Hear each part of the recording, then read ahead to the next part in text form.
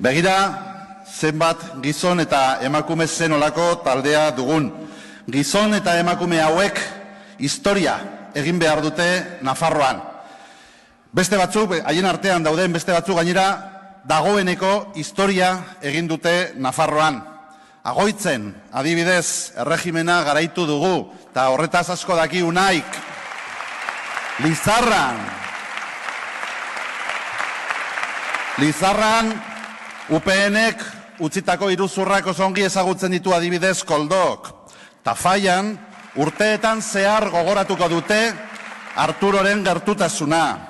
Garesen, eraginkortasun energetikoaren aldeko burruka oso ongi ezagutzen du Oianek.